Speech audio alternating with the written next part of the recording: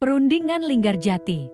Perundingan Linggarjati dilangsungkan di Linggarjati, Cirebon, Jawa Barat pada 10 November tahun 1946.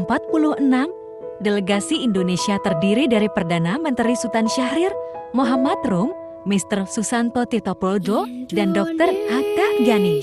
Adapun delegasi Belanda, antara lain Prof. Milan Schermerhorn, Eva de Ebur, Hans-Jeff van Mook, dan Max van Pol bertindak sebagai mediator atau penengah adalah Lord Killearn dari Inggris.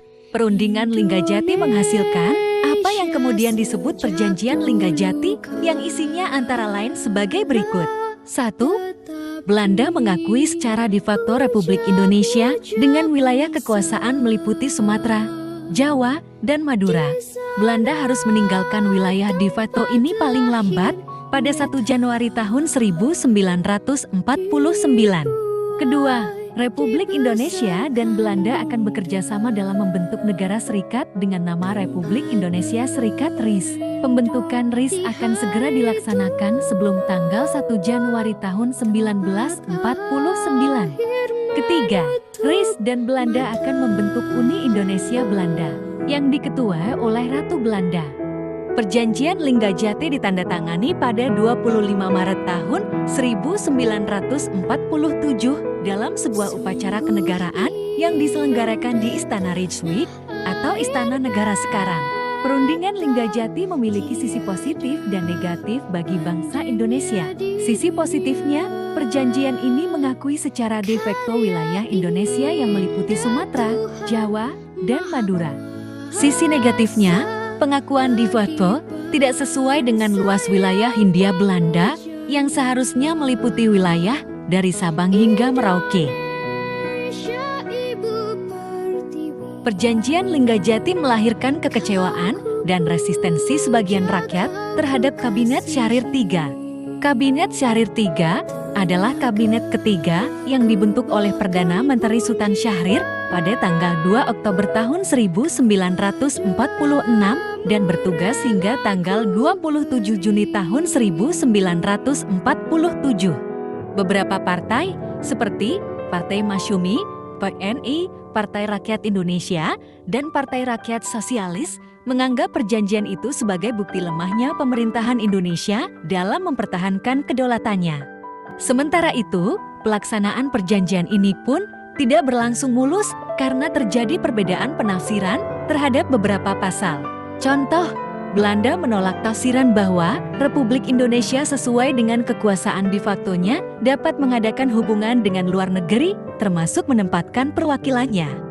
Selain itu, Belanda beranggapan bahwa pulau-pulau lain di luar Indonesia yang masih dikuasainya dapat menjadi negara sendiri jika memang dikehendaki. Akibat penafsiran ini, misalnya, Belanda menolak klaim Indonesia atas Irian Barat Papua. Menurut Belanda, penduduk Irian Barat ingin berdiri sendiri.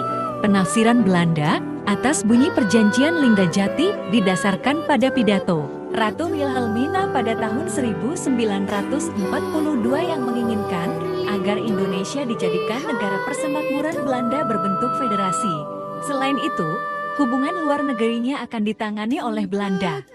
Perjanjian Linggarjati berakhir setelah pada 15 Juli tahun 1947, Hans-Jeff van Mook menyampaikan pidato di radio bahwa Belanda tidak lagi terikat dengan Perjanjian Linggarjati. Selanjutnya, Belanda melancarkan serangan terhadap wilayah-wilayah yang dikuasai Indonesia.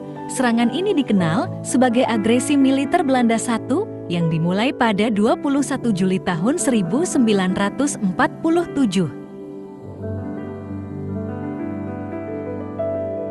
Proklamasi. Kami, bangsa Indonesia, dengan ini menyatakan kemerdekaan Indonesia.